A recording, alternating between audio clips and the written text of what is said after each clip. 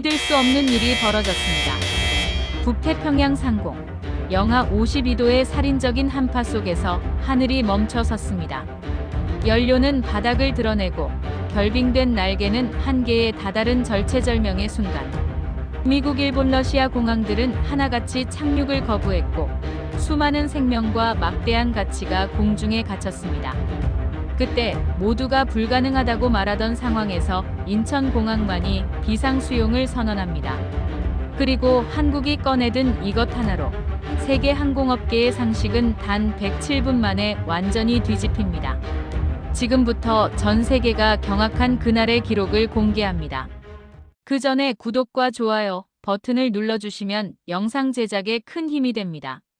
또 댓글에 한국 최고라고 남겨주세요. 어디서 듣고 계신지도 함께 남겨주시면 감사하겠습니다. 그날 회의실에서 상사가 꺼낸 단어 하나 때문에 전 거의 자리를 박차고 나갈 뻔했습니다. 인천이라는 이름이었죠. 북태평양 항로 비상기착지 후보로 인천을 올리겠다는 거였어요. 제 이름은 에밀리 카터입니다. 나이는 29이고요. 캐나다 토론토에 본사를 둔 글로벌 보험사에서 재난 리스크 심사관으로 일하고 있어요. 제 업무는 간단합니다. 전 세계 공항과 항로를 평가하고 사고 발생 시 보상 범위를 결정하는 거죠. 감정이 아니라 숫자로 판단하는 게 제 원칙이었습니다. 그런데 그날 전 그 원칙을 지키지 못했어요. 카터, 이번 분기 평가 대상에 인천국제공항을 넣으려고 합니다. 상사 제임스의 말에 전 즉시 고개를 저었어요. 아니, 거의 반사적으로 튀어나왔죠. 안 됩니다. 인천은 검토 가치도 없어요. 회의실이 조용해졌습니다. 동료 5명이 저를 쳐다봤어요. 제임스는 안경을 벗으며 물었죠. 이유가 뭡니까? 전 노트북을 열어 과거 데이터를 띄웠습니다. 손이 떨렸어요. 분노 때문이었는지 두려움 때문이었는지 지금도 잘 모르겠어요.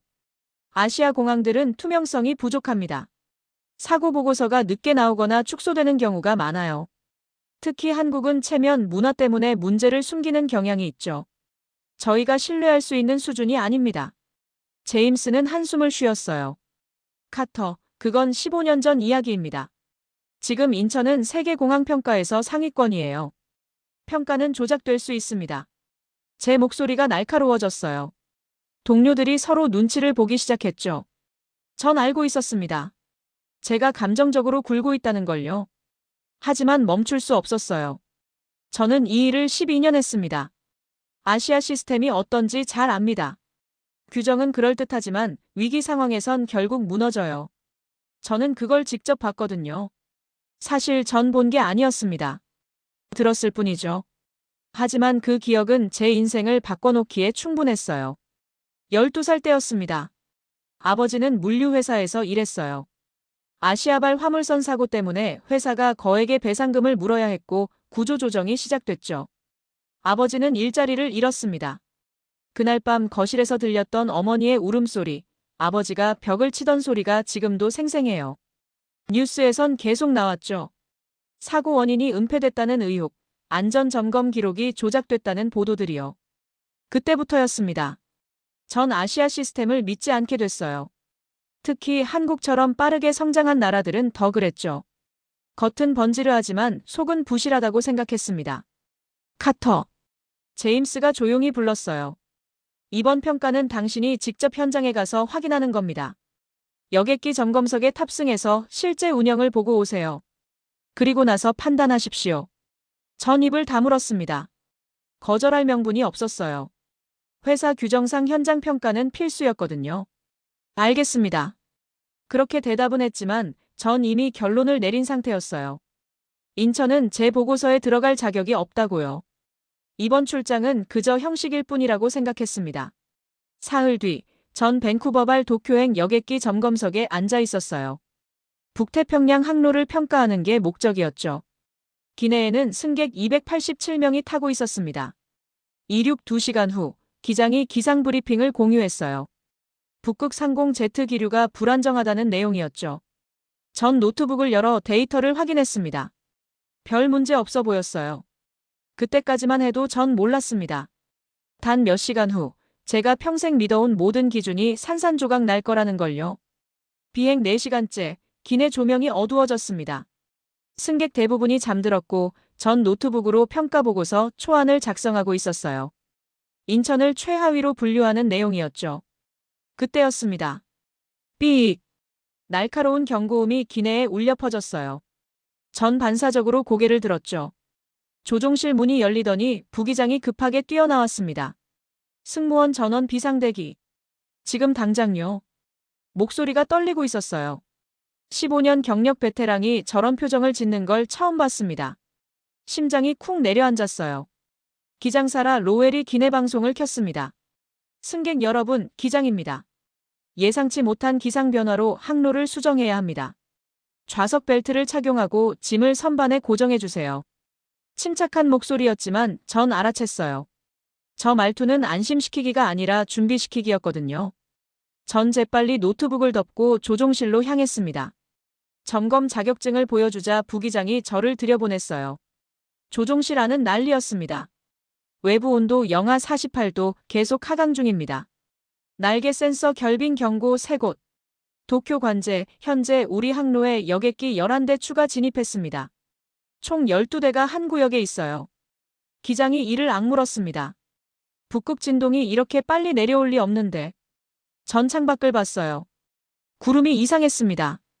평소엔 부드럽게 흐르는데 지금은 마치 얼어붙은 것처럼 덩어리져 있었죠. 기체가 미세하게 떨렸어요. 연료 소모율 20% 증가. 결빙 방지 시스템 최대 출력 중입니다. 부기장이 보고했습니다. 전 숫자의 의미를 즉시 이해했어요. 연료가 예상보다 빨리 떨어진다는 뜻이었죠. 모든 항공사 비상 주파수로 전환. 기장이 명령했습니다. 무전기에서 여러 목소리가 터져나왔어요. 여기는 에어프랑스 307편, 외부 온도 영하 51도 기록 중. 루프트한자 902편, 연료 경고등 켜졌습니다. 유나이티드 284편, 승객 중 저체온 증상 발생. 전손이 차갑게 식는 걸 느꼈습니다. 12대요. 같은 하늘에서 동시에 위험에 빠진 거였어요. 도쿄, 비상 착륙 허가 요청합니다. 기장이 관제에 연락했습니다. 잠시 정적이 흘렀죠. 그리고 돌아온 대답은 차갑게 식은 물 같았어요. 나리타 공항 활주로 결빙으로 수용 불가. 오사카로 우회 권장. 오사카까지 연료가 부족합니다. 죄송하지만 현재 나리타는 단 한 대도 받을 수 없습니다. 규정상 안전을 보장할 수 없어요. 규정. 그 단어가 귀에 박혔습니다. 바로 그때 기내에서 비명이 들렸어요. 전 뛰어나갔습니다. 30번 좌석 근처에 승무원들이 모여 있었죠. 바닥에는 60대로 보이는 남자 승객이 쓰러져 있었습니다. 얼굴이 창백했어요. 호흡 약함. 체온 35도. 승무원이 외쳤습니다. 저체온증이었어요. 기내 온도는 정상이었지만 고도와 기압, 그리고 극심한 외부 냉기가 복합적으로 작용한 거였죠. 옆 좌석에 어린 여자아이가 울고 있었습니다. 아마 5살쯤 됐을 거예요. 할아버지, 할아버지. 전 그 순간 깨달았습니다. 보고서 속 숫자가 아니라 진짜 사람들이 여기 있다는 걸요. 287명의 생명이 지금 이 하늘에 갇혀 있다는 걸요. 조종실로 돌아왔을 때 무전기는 계속 울리고 있었습니다. 삿포로, 장비 점검으로 수용 불가.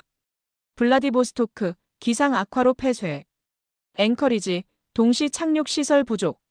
모든 공항이 거절하고 있었어요. 합리적인 이유들이었죠. 규정에 맞는 답변들이었습니다. 하지만 그 합리성이 지금 이 순간만큼은 사형 선고처럼 들렸어요. 기장이 천천히 고개를 돌렸습니다. 눈빛이 처음 봤을 때와 달랐어요. 카터, 당신 평가 대상 목록에 인천이 있다고 했죠? 전 얼어붙었습니다. 네. 하지만 그건 지금 선택지가 없어요. 인천밖에 남지 않았습니다. 전 입술을 깨물었어요. 거부하고 싶었습니다. 인천을 믿을 수 없다고 말하고 싶었죠. 하지만 뒤에서 여전히 들리는 아이의 울음소리가 제 입을 막았습니다. 전 조종실 구석 보조 좌석에 앉아 무전을 듣고 있었습니다. 기장이 직접 각국 공항에 연락하기 시작했어요. 삿포로 관제, 여기는 브리티시 항공 702편입니다. 비상 착륙 재요청합니다. 702편, 현재 활주로 재빙 작업 중입니다. 최소 4시간 소요 예상. 4시간이면 우리 연료가 바닥납니다. 이해하지만 안전을 담보할 수 없습니다. 죄송합니다. 무전이 끊겼어요. 기장이 주먹으로 계기판을 쳤습니다. 부기장이 다음 연락처를 불렀죠. 블라디보스토크 시도하겠습니다. 잠시 후 러시아 관제가 응답했어요. 착륙은 가능하나 동시 수용은 최대 4대까지만. 나머지는 대기 또는 우회. 지금 12대가 비상입니다. 연료 상황상 대기 불가능해요. 규정상 4대 이상은 받을 수 없습니다. 다른 공항과 분산하십시오. 또 끊겼습니다. 전 손톱을 깨물었어요. 규정, 매뉴얼, 안전기준. 제가 평생 신봉해온 단어들이 지금은 장벽처럼 느껴졌습니다. 기장이 시애틀을 시도했어요. 시애틀 관제, 북태평양 항로 비상 상황입니다. 여객기 12대 동시 수용 가능합니까? 12대요? 잠시만요. 긴 침묵이 흘렀습니다. 전 시계를 봤어요. 벌써 15분이 지나고 있었죠. 702편, 죄송하지만 우리 시설로는 동시 처리가 어렵습니다. 최대 6대까지 받을 수 있고 나머지는 캘거리나 밴쿠버로. 그쪽도 지금 같은 기상 영향권입니다. 그렇다면 저희도 방법이 없습니다. 무전기에서 다른 기장들의 목소리가 터져나왔어요. 에어프랑스 307, 연료 잔량 45분. 대한항공 608, 승객 2명 추가 쓰러졌습니다. 유나이티드 284, 엔진 결빙 경고. 전 눈을 감았습니다. 이건 숫자가 아니었어요. 삶과 죽음이었죠. 바로 그때 제 휴대전화가 진동했습니다. 위성통신이었어요. 발신자는 브랜든 밀러. 같은 회사 선임 심사관이었죠. 전 조종실 밖으로 나가 전화를 받았습니다. 카터, 지금 뭐 하는 거야?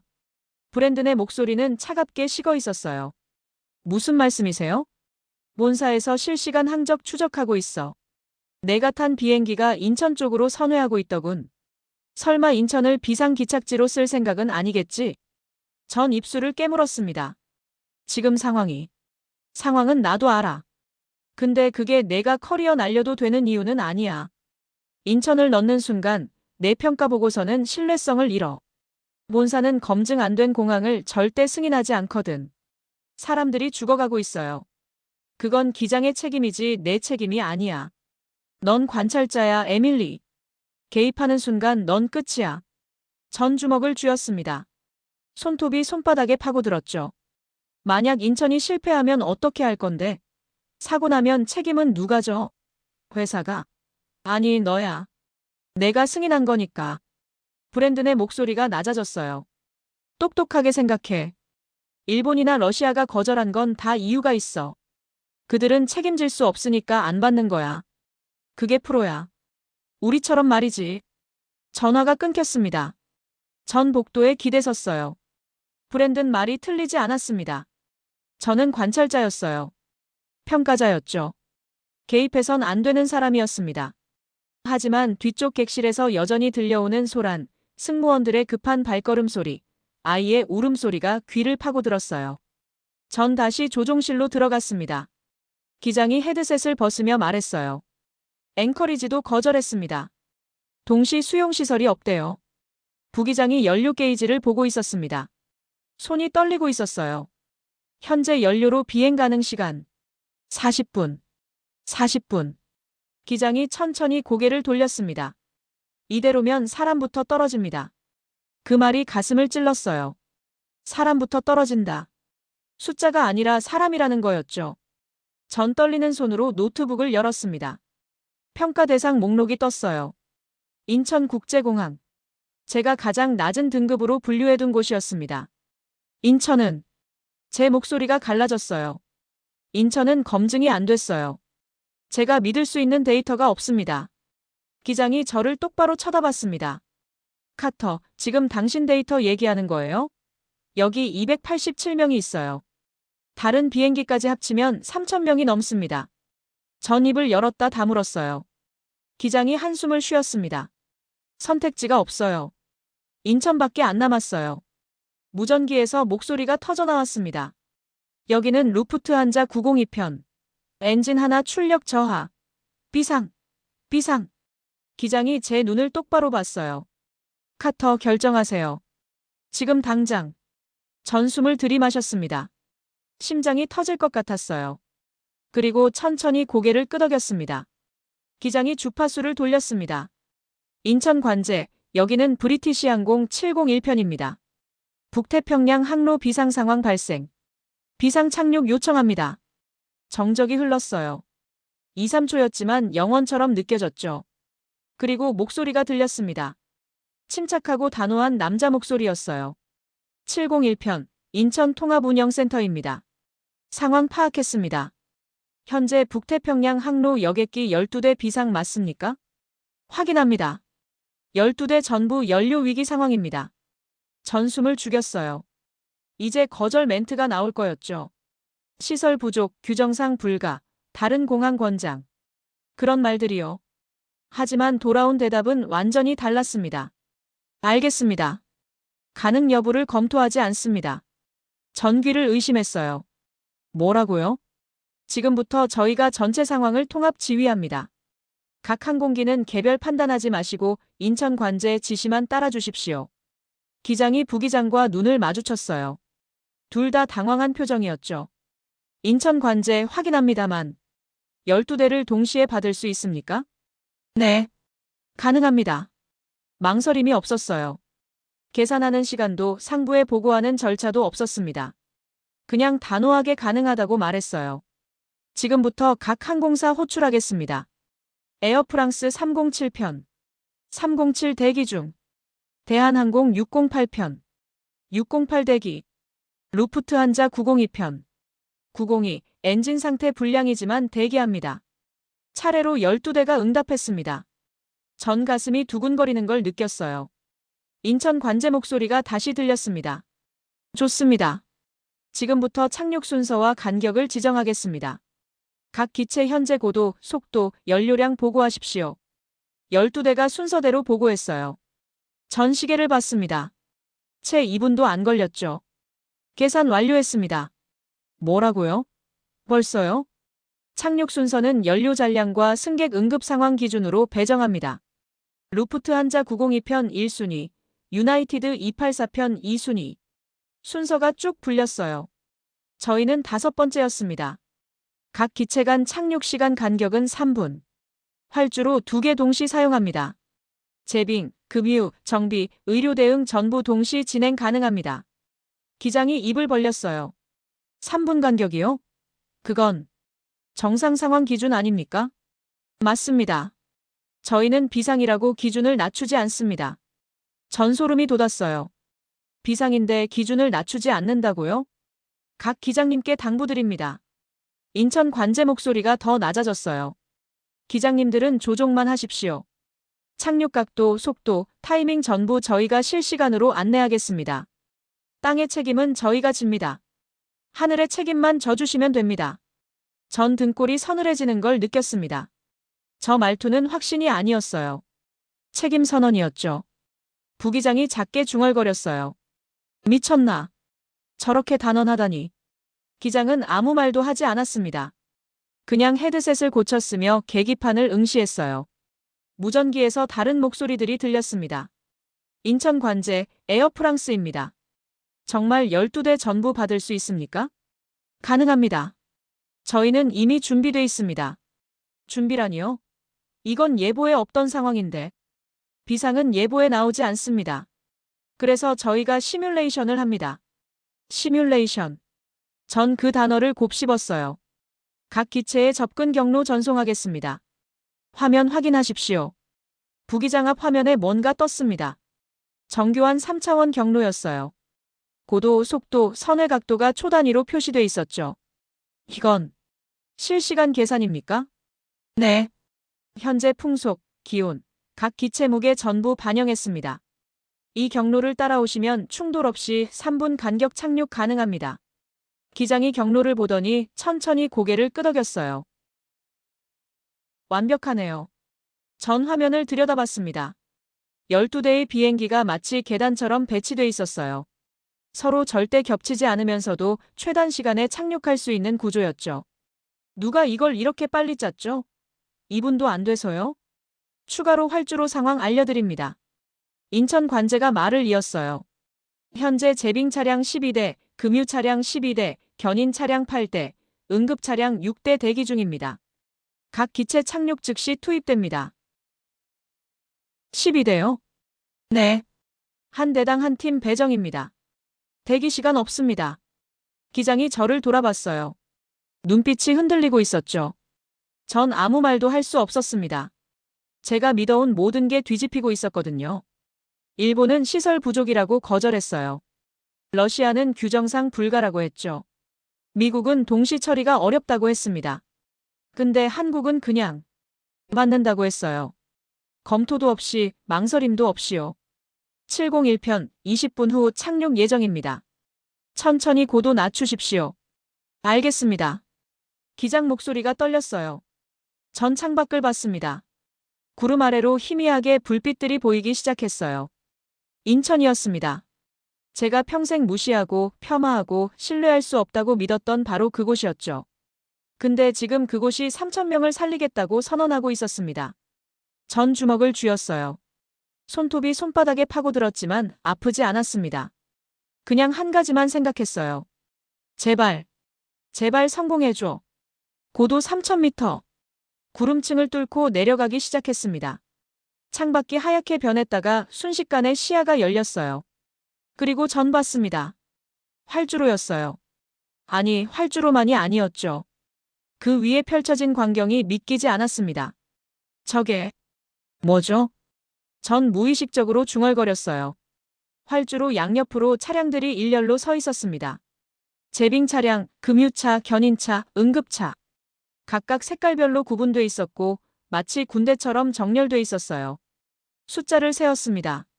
12대씩이었어요. 정확히 비행기 대수만큼이었죠. 인천 관제, 화면 좀 보십시오. 기장이 말했습니다. 부기장이 외부 카메라를 활주로 쪽으로 돌렸어요. 네, 보고 계십니다. 저희 준비 상황입니다. 적의 전부. 지금 대기 중인 겁니까? 맞습니다. 첫 번째 기체 착륙 30초 후 투입됩니다. 전 화면에 더 가까이 다가갔어요. 차량마다 사람들이 서 있었습니다. 헬멧 쓴 정비사들, 형광조끼 입은 금유 담당자들, 들것을 든 의료진들이요. 모두 움직이지 않고 서 있었어요. 마치 신호를 기다리는 것처럼요. 활주로 온도 영하 12도, 제빙액 온도 65도로 예열 완료. 인천 관제가 보고했습니다. 의료진 대기병원 3곳, 응급실 전용 루트 확보. 교통 통제 완료했습니다. 기장이 헤드셋을 만지작거렸어요. 관제 실례지만 이 준비를 언제 하신 겁니까? 비상 연락받은 지 20분밖에 안 됐는데. 잠시 침묵이 흘렀습니다. 그리고 다른 목소리가 들렸어요. 처음 들어보는 목소리였죠. 더 차분하고 더 무게감 있는 목소리였습니다. 여기는 인천공항 통합운영센터 김도현입니다. 준비는 20분 전에 한 게 아닙니다. 네. 저희는 항상 준비돼 있습니다. 이런 상황을 가정한 시뮬레이션을 분기마다 실행하거든요. 전귀를 의심했어요. 시뮬레이션이요? 이런 상황을요? 북태평양 항로 동시 다발 비상은 저희 시나리오 17번입니다. 작년 11월에 마지막 훈련했고 당시 기록은 14대 98분이었습니다. 기장이 입을 벌렸어요. 훈련을 한다고요? 실제로요? 네. 실제 인력과 장비를 전부 동원해서요. 비상은 운이 아닙니다. 준비의 결과죠. 전 온몸에 소름이 돋았습니다. 그들은 오늘을 이미 알고 있었던 거였어요. 정확히 오늘은 아니더라도 언젠가 이런 날이 올 거라는 걸 알고 그날을 위해 훈련해왔던 거였죠. 바로 그때 제 휴대전화가 또 울렸습니다. 브랜든이었어요. 전 전화를 받지 않았습니다. 그냥 끊어버렸죠. 10초 후 다시 울렸어요. 전 이번엔 받았습니다. 뭐 하는 거야, 에밀리? 브랜든이 소리쳤어요. 실시간 중계 보고 있어. 너 정말 인천에 내리려고? 미쳤어? 지금 다른 선택지가 없어요. 선택지는 있어. 포기하는 거야. 이건 내 책임이 아니라고. 전 숨을 깊이 들이마셨습니다. 브랜든, 전 더 이상 당신 말을 듣지 않을 겁니다. 뭐? 당신은 틀렸어요. 우리가 믿어온 게 전부 틀렸어요. 무슨 소리? 규정 뒤에 숨는 게 프로가 아니에요. 책임지는 게 프로죠. 전 전화를 끊었습니다. 그리고 전원을 껐어요. 손이 떨렸습니다. 방금 제가 뭘 한 거죠? 선임 심사관한테 정면으로 반박했어요. 이건 커리어 자살이나 마찬가지였습니다. 하지만 이상하게 후회는 없었어요. 701편 1분 후 착륙합니다. 기수각도 3.5도 유지하십시오. 인천 관제 목소리가 들렸습니다. 기장이 조종간을 잡았어요. 부기장이 속도를 조정했죠. 전 다시 창밖을 봤습니다. 활주로가 점점 가까워졌어요. 차량들의 윤곽이 선명해졌습니다. 그리고 놀라운 걸 봤어요. 화면 하나가 활주로 옆 대형 스크린에 떠 있었습니다. 그 화면에는 12대 비행기가 전부 표시돼 있었어요. 실시간으로 위치가 움직이고 있었죠. 각 비행기마다 숫자들이 붙어 있었습니다. 고도, 속도, 연료, 착륙 예정 시간까지요. 그뿐만이 아니었어요. 활주로 위 차량들도 전부 표시돼 있었습니다. 제빙차 어느 위치, 급유차 어느 경로, 응급차 어느 병원으로 이동할지까지 전부 선으로 그려져 있었어요. 저건 전 숨을 멈췄습니다. 저건 사람이 움직이는 게 아니야. 시스템이었어요. 거대한 하나의 시스템이었습니다. 사람들은 그냥 부품처럼 움직이고 있었어요. 감정 없이, 망설임 없이 정확하게요. 랜딩 기어가 내려갔습니다. 철컥 소리가 났어요. 착륙 10초 전. 인천 관제가 카운트다운을 시작했습니다. 5, 4, 3, 2, 1. 쿵. 바퀴가 활주로에 닿았습니다. 기체가 크게 흔들렸어요. 역추진이 작동하며 속도가 떨어졌죠. 전 안전벨트를 꽉 쥐었습니다. 착륙 완료. 701편 환영합니다. 창밖을 봤어요. 차량들이 움직이기 시작했습니다. 제빙차 2대가 좌우에서 접근했어요. 금유차가 뒤쪽으로 붙었죠. 견인차가 앞에 섰습니다. 모두 동시에 움직였어요. 충돌도 혼선도 없었습니다. 마치 하나의 생명체처럼 정교하게 움직였죠. 기체 고정 완료. 제빙 시작합니다. 하얀 액체가 날개 위로 뿌려졌어요. 얼어붙었던 얼음이 녹아 흘러내렸습니다. 금유 시작. 연료 호스가 연결됐어요. 응급환자 위치 확인. 30번 좌석 맞습니까? 확인합니다. 승무원이 대답했어요. 기내 문이 열렸습니다. 들것을 든 의료진 4명이 뛰어들어왔어요. 쓰러졌던 승객을 재빨리 들것에 옮겼습니다. 산소 마스크를 씌우고 담요를 덮고 10초 만에 밖으로 나갔어요. 전 시계를 봤습니다. 착륙 후 45초였어요. 45초 만에 제빙, 금유, 응급 이송이 동시에 진행된 거였습니다. 기장이 작게 웃었어요. 믿을 수 없다는 표정이었죠. 부기장은 그냥 멍하니 창밖만 보고 있었습니다. 무전기에서 목소리가 들렸어요. 902편 착륙 완료. 307편 착륙 중. 608편 파이널 어프로치. 3분 간격이었어요. 정확히 3분마다 한 대씩 내려오고 있었습니다. 전 그 광경을 그냥 지켜봤어요. 아무 말도 할 수 없었죠. 이게 한국이었어요. 제가 무시했던, 신뢰할 수 없다고 믿었던, 보고서에 넣을 가치도 없다고 생각했던 바로 그 나라였습니다. 그런데 지금 그들이 3,000명을 살리고 있었어요. 시스템으로요. 전 터미널 안으로 들어왔습니다. 승객들은 임시 대기실로 안내됐고 전 특별허가를 받아 통합운영센터로 향했어요. 보고 싶었거든요. 이 모든 걸 어떻게 움직이는지요. 엘리베이터를 타고 3층을 올라갔습니다. 문이 열렸을 때 전 그대로 얼어붙었어요. 벽 전체가 스크린이었습니다. 거대한 화면 하나에 활주로 전체가 실시간으로 펼쳐져 있었어요. 12대 비행기, 수십 대 차량, 수백 명 인력이 전부점으로 표시돼 움직이고 있었죠. 들어오세요. 뒤돌아보니 50대 남자가 서 있었습니다. 짧은 머리, 피곤해 보이는 눈, 하지만 단단한 자세였어요. 김도현입니다. 통합운영센터 센터장이죠. 악수를 청했어요. 전 떨리는 손으로 그의 손을 잡았습니다.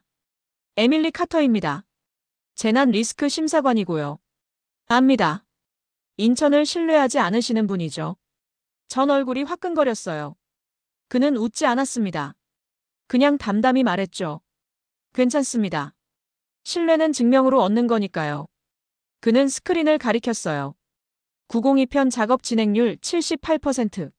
3분 후 완료 예정입니다. 화면 한쪽에 숫자들이 실시간으로 올라가고 있었어요. 재빙 95%, 금유 82%, 정비 점검 67%.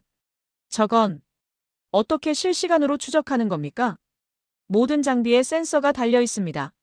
재빙액 분사량, 연료 주입 속도, 정비사 위치까지 전부 데이터로 들어와요. 전 입을 다물지 못했어요. 김도현이 키보드를 두드렸습니다. 화면이 바뀌었어요.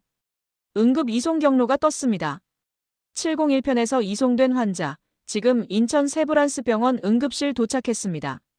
초기 처치 완료, 안정상태로 전원됐어요. 벌써요? 착륙한 지 15분밖에 안 됐는데. 병원까지 8분 거리입니다. 전용 차선 확보했으니까요. 전 고개를 저었어요. 이건 공항이 아니었습니다. 하나의 거대한 생명체였어요. 바로 그때 경보음이 울렸습니다. 608편 엔진 이상 감지. 5일 누유 의심. 김도현이 즉시 화면을 전환했어요. 608편 엔진 단면도가 떴습니다. 정비팀 3, 608편 좌측 엔진 정밀 점검. 지금 즉시 608 정비팀 3 투입합니다. 화면에서 점 하나가 빠르게 608편으로 이동했어요. 전 시계를 봤습니다. 경보 울린 지 20초였어요. 저기, 전 조심스럽게 물었습니다.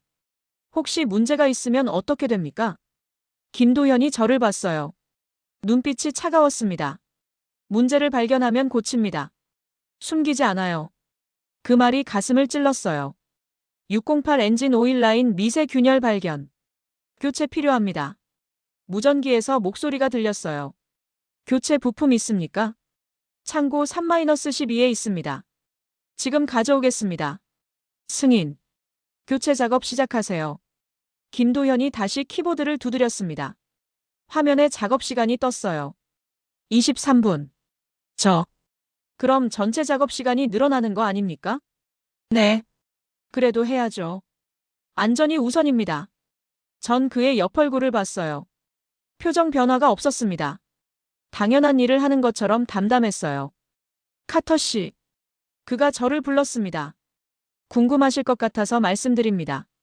다른 나라 공항 기준으로 이 작업 얼마나 걸릴까요? 전 계산했어요. 12대 동시 작업, 비상 상황, 정비까지 포함하면 8시간에서 10시간쯤요. 저희는 94분 목표입니다. 뭐라고요? 현재 72분 경과했어요. 22분 남았습니다. 608편 부품 교체 포함해서요. 전 머리가 어지러웠어요. 그게 가능합니까? 지금 보고 계시잖아요. 김도현이 스크린을 가리켰습니다. 화면에서 점들이 정신없이 움직이고 있었어요. 하지만 충돌은 없었습니다. 모두 정해진 경로를 따라 정해진 속도로 정해진 순서대로 움직였어요. 전 중얼거렸습니다. 이건 기적 같은데요. 김도현이 고개를 저었어요. 아닙니다. 기적이 아니에요. 그가 다른 화면을 띄웠습니다. 엑셀 파일 같은 게 나타났어요. 수백 개 행이 빼곡히 적혀 있었죠. 시뮬레이션 기록입니다. 저희는 이 상황을 지난 5년간 17번 훈련했어요. 매번 개선점을 찾아서 매뉴얼을 수정했죠. 그가 스크롤을 내렸습니다. 첫 훈련 때는 130분 걸렸습니다. 두 번째는 115분. 세 번째는 105분. 계속 줄여왔어요. 그럼 지금은 마지막 훈련이 98분이었습니다. 오늘은 그보다 빨라야 해요. 실전이니까요. 전 소름이 돋았습니다. 이건 운이 아니에요, 카터 씨. 준비해요. 위기는 닥쳤을 때 대응하는 게 아니라 오기 전에 이미 이겨놓는 겁니다. 그의 목소리가 낮아졌어요. 저는 전직 공군 관제관이었습니다. 군대에서 배웠죠. 전쟁은 억제하는 거라고요. 일어나기 전에 이미 이겨놓는 게 진짜 승리라고요. 전 그를 똑바로 봤어요. 그래서 공항도 네, 똑같이 운영합니다. 비상은 억제하는 겁니다. 일어나도 이미 이겨놓은 상태로 만드는 거죠. 경보음이 다시 울렸습니다. 전 기체 작업 완료 임박. 91분 경과. 김도현이 일어섰어요. 가보시죠. 곧 끝납니다. 전 그를 따라 전망대로 나갔습니다. 활주로가 내려다 보였어요. 12대 비행기가 나란히 서 있었죠. 차량들이 하나씩 떨어져 나가고 있었습니다. 마지막 기체 작업 완료. 총 소요 시간. 무전기에서 목소리가 들렸어요. 93분. 김도현이 작게 미소 지었습니다. 처음 보는 표이었어요. 목표 달성입니다. 전 그 순간 무너졌습니다. 눈물이 났어요. 왜 우는지 모르겠었어요. 슬퍼서도 기뻐서도 아니었습니다. 그냥 압도됐어요. 제가 믿어온 모든 게 틀렸어요. 선진국 기준, 규정, 데이터, 전부요. 진짜 강한 나라는 규정 뒤에 숨지 않았습니다. 책임을 시스템으로 떠안았어요. 진짜 프로는 영웅처럼 뛰어다니지 않았습니다. 조용히, 정확하게, 훈련대로 움직였어요. 괜찮으세요? 김도현이 물었습니다. 전 고개를 끄덕였어요. 눈물을 닦으며 대답했죠. 네. 괜찮습니다. 그냥 제가 틀렸다는 게 이렇게 안도되는 줄 몰랐어요. 그가 어깨를 두드렸습니다. 틀렸다고 깨달은 것만으로도 대단합니다. 대부분은 끝까지 인정 안 하거든요. 전 활주로를 봤어요. 3,000명이 살았습니다. 한 명도 다치지 않고요. 이게 한국이었어요. 이틀이 지났습니다. 12대 비행기는 전부 정비를 마치고 출발 준비를 하고 있었어요. 전 그동안 인천공항을 떠나지 않았습니다. 모든 과정을 지켜보고 싶었거든요. 오전 9시, 전 다시 통합운영센터를 찾았습니다. 김도현이 커피를 건넸어요. 감사합니다. 전 커피를 받으며 말했습니다. 센터장님, 정말 어떻게 감사를 드려야 할지 모르겠어요. 3,000명을 살렸잖아요. 그는 고개를 저었습니다. 저희는 잘한 게 아닙니다. 네. 해야 할 일을 했을 뿐이에요. 그가 창밖을 봤습니다. 여기 일하는 사람들 전부 똑같이 생각해요. 우리는 특별한 게 아니라 준비된 거라고요. 준비는 의무니까 당연한 거죠. 전 그의 얼굴을 봤어요. 진심이었습니다. 겸손한 척이 아니라 정말로 그렇게 믿고 있었어요. 근데 다른 나라 이야기는 제가 할 게 아닙니다. 그가 말을 끊었어요. 저희는 저희 방식대로 할 뿐이에요. 남을 비교하거나 평가하지 않습니다. 전 입을 다물었습니다. 바로 그때 무전기가 울렸어요. 센터장님, 608편 최종 점검 중 추가 이상 발견했습니다. 김도현이 즉시 응답했습니다. 위치가 어딥니까? 우측 랜딩 기어 유압 라인입니다. 미세 균열 6mm. 승객 탑승 중입니까? 아직입니다. 30분 후 예정이에요. 탑승 중단. 부품 교체 먼저 합니다. 김도현이 단호하게 말했어요. 전 놀랐습니다.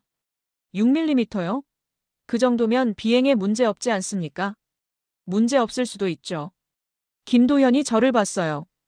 하지만 수도로는 사람을 태울 수 없습니다. 그럼 출발이 늦어지는데. 늦어지면 늦어지는 겁니다. 안전보다 중요한 건 없어요.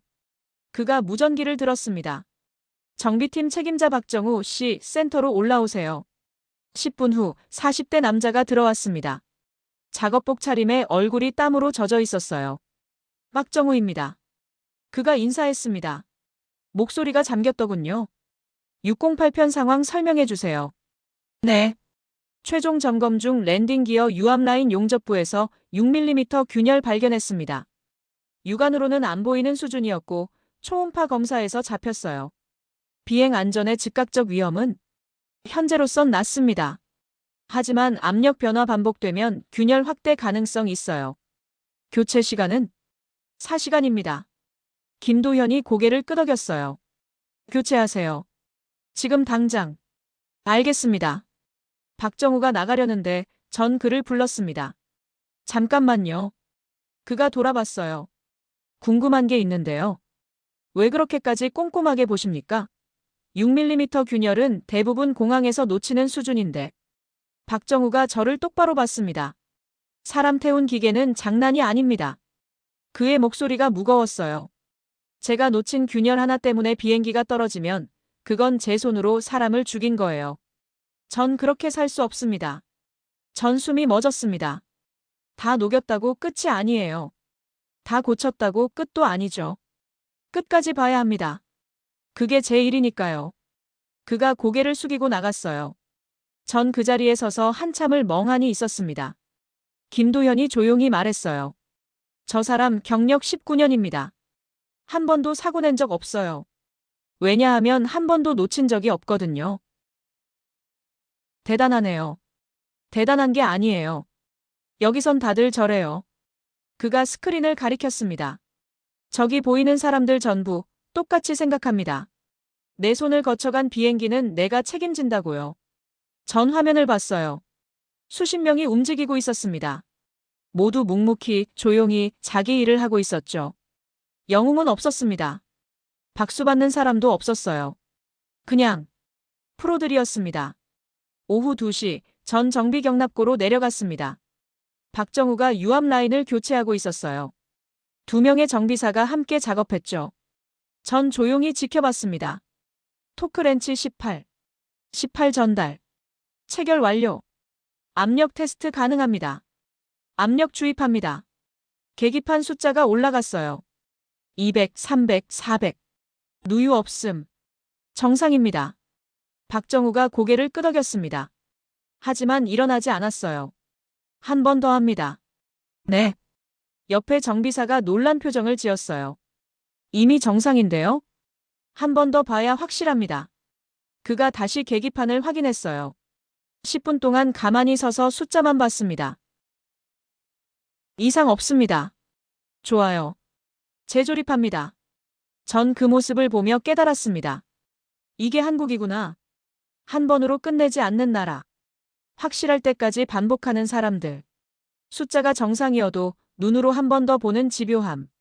그리고 그게 믿음이구나. 작업이 끝났습니다. 박정우가 장갑을 벗으며 저를 봤어요. 궁금하신 거 있으세요? 하나만요. 전 조심스럽게 물었습니다.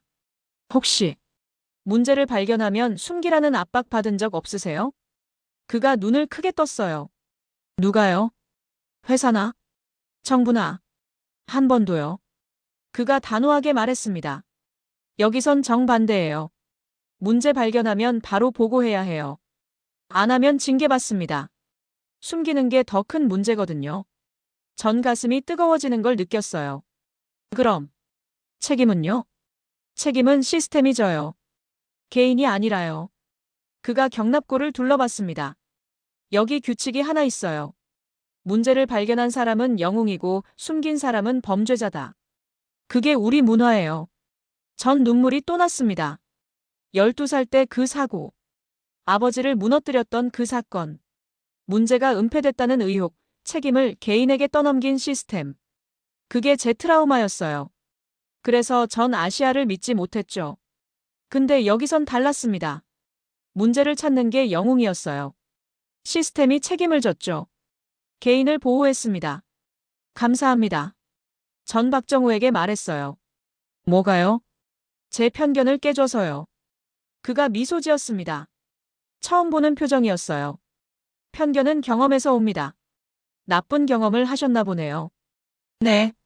그럼 이제 좋은 경험을 하신 거죠. 그걸로 됐어요. 그가 헬멧을 들고 다음 작업장으로 향했습니다. 전 그 뒷모습을 오래 봤어요. 조용한 프로였습니다. 박수도 찬사도 바라지 않는 사람. 그냥 자기 일을 하는 사람. 근데 그게 이렇게 아름다울 줄 몰랐어요.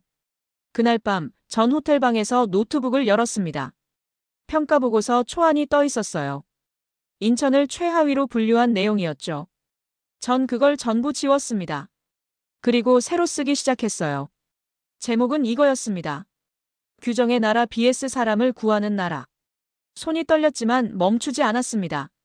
3주 후 토론토 본사. 전 회의실에 서 있었습니다. 임원 12명이 앉아 있었고 스크린에는 제 보고서가 떠 있었어요. 카터 심사관 설명해 주시죠. 이사가 말했습니다. 목소리가 차갑더군요. 전 심호흡을 했어요. 손이 떨렸지만 목소리는 떨지 않았습니다. 인천국제공항을 북태평양 항로 최우선 비상기착지로 상향 조정할 것을 제안합니다. 최우선이라고요? 도쿄나 시애틀도 아니고요? 네. 인천이 1순위여야 합니다. 브랜든이 자리에서 일어났어요. 이사님, 이건 말이 안 됩니다. 카터 심사관은 개인적 감정이 아닙니다. 전 글을 똑바로 봤어요. 데이터입니다. 12대 여객기 3,000명 승객, 94분 만에 전원 안전 처리. 응급환자 7명 전원 생존. 기체 손상 제로. 이게 감정입니까? 회의실이 조용해졌습니다. 전 스크린을 넘겼어요. 비교표가 나타났죠. 다른 주요 공항 평균 처리 시간은 8시간에서 10시간입니다. 인천은 100분 이내예요. 8배 빠릅니다. 그건 한 번의 사례일 뿐. 한 번이 아닙니다. 전 다음 페이지를 넘겼어요. 인천은 이 시나리오를 5년간 17번 훈련했습니다. 매뉴얼화돼 있어요. 재현 가능한 시스템입니다. 운이 아니라 준비예요. 이사가 안경을 벗었습니다. 카터 심사관, 당신은 출장 가기 전까지 인천을 신뢰하지 않았습니다. 뭐가 바뀐 겁니까? 전 잠시 침묵했어요. 그리고 천천히 입을 열었습니다. 제가 틀렸습니다. 브랜든이 비웃었어요. 그래서 이제 반대로 맹신하는 거야? 맹신이 아니에요. 전 글을 봤습니다. 전 제 눈으로 봤어요. 규정 뒤에 숨는 공항과 책임을 지는 공항의 차이를요. 책임? 그건 말뿐이야. 모든 공항이 안전하다고 하잖아. 아니에요. 전 목소리를 높였습니다. 일본은 시설 부족이라며 거절했어요. 러시아는 규정상 불가라고 했죠. 미국은 동시 처리 어렵다고 했습니다. 모두 합리적 이유였어요. 근데 그 합리성이 3,000명을 죽일 뻔했습니다. 회의실이 숨죽였어요. 인천만 달랐어요. 가능 여부를 검토하지 않았습니다. 받겠다고 선언하고 그 책임을 시스템으로 짊어졌어요. 개인이 아니라 시스템으로요. 이사가 팔짱을 꼈습니다. 계속하세요. 저는 29년 살면서 아시아를 믿지 않았습니다. 특히 한국을요. 전 과거를 떠올렸어요. 제 아버지는 아시아발 사고 때문에 일자리를 잃었어요. 은폐와 조작 의혹이 있었죠. 그래서 전 평생 아시아 시스템을 불신했습니다. 근데 인천에선 정반대였어요. 문제를 발견한 사람이 영웅이었습니다. 숨기는 게 범죄였어요. 책임은 개인이 아니라 시스템이 졌죠. 전 보고서 마지막 페이지를 넘겼어요. 여기 적었습니다. 진짜 선진국은 규정이 많은 나라가 아니라 규정 너머를 보는 나라다. 진짜 안전은 사고 안 나는 게 아니라 사고 나도 살리는 거다. 이사가 보고서를 읽었습니다. 오래 읽었어요. 그리고 고개를 들었습니다. 투표하겠습니다. 인천국제공항을 북태평양 항로 1순위 비상기착지로 상향 조정하는 안건 찬성하시는 분? 손이 올라갔습니다. 하나, 둘, 셋. 9명이었어요. 가결됐습니다. 전 그 순간 다리에 힘이 풀렸습니다. 의자에 주저앉았어요. 해냈습니다. 브랜든이 자리를 박차고 나갔어요. 전 그를 보지 않았습니다. 회의가 끝나고 이사가 저를 불렀습니다. 카터 잘했어요. 감사합니다. 한 가지 물어봐도 될까요? 네. 왜 이렇게까지 한 겁니까? 당신 커리어 위험할 수도 있었는데. 전 잠시 생각했어요. 3,000명이 살았습니다. 제 커리어보다 중요해요. 이사가 미소 지었습니다. 당신 같은 사람이 필요해요. 아시아 지역 책임자 자리 있는데 관심 있습니까? 전 눈이 커졌어요. 정말요? 진심입니다. 생각해보세요. 6개월 후. 전 다시 인천공항에 있었습니다. 이번엔 심사관이 아니라 파트너로요. 김도현이 커피를 건넸어요. 돌아오셨네요. 네. 이제 여기서 일하게 됐어요. 환영합니다. 우리는 전망대에 섰습니다. 활주로가 내려다 보였어요. 센터장님, 궁금한 게 있어요. 뭡니까? 왜 그렇게까지 하십니까? 이렇게 준비하고 훈련하고 완벽하려고 하는 이유가 뭐예요? 김도현이 하늘을 봤습니다. 한국은 작은 나라입니다. 자원도 땅도 부족하죠. 네. 그래서 우리가 가진 건 사람밖에 없어요. 사람을 지키는 게 곧 나라를 지키는 거죠. 그가 저를 봤습니다. 우리는 전쟁을 겪었어요. 폐허에서 시작했습니다. 아무것도 없었죠. 근데 살아남았어요. 어떻게 아세요? 어떻게요? 서로를 안 버렸거든요. 한 명이라도 더 살리려고 했어요. 그게 우리 방식입니다. 전 가슴이 뜨거워졌어요. 지금도 똑같아요. 비행기 한 대가 내려와도 사람 한 명이 쓰러져도 우리는 전력을 다해요. 왜냐면 그게 우리니까요. 비행기 한 대가 착륙했습니다. 차량들이 움직이기 시작했어요. 조용하고 정확하고 완벽하게요. 카터 씨. 네. 고마워요. 뭐가요? 우리를 봐줘서요. 편견을 깨고 진짜를 봐줘서요. 전 고개를 저었습니다. 제가 더 감사해요. 제 인생을 바꿔줬으니까요. 해가 지고 있었습니다. 활주로에 붉은 빛이 내려앉았어요. 전 그 광경을 보며 생각했습니다. 이제 압니다. 진짜 강한 나라는 힘으로 위협하는 나라가 아니라 시스템으로 살리는 나라예요. 진짜 선진국은 규정으로 막는 나라가 아니라 책임으로 여는 나라죠. 그리고 한국은 그런 나라였습니다.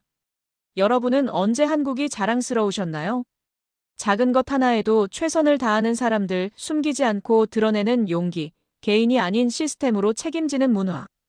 이런 이야기가 마음에 닿으셨다면 댓글로 나눠주세요. 그리고 좋아요와 구독 부탁드립니다. 이런 이야기를 더 많은 분들께 전하고 싶습니다. 감사합니다.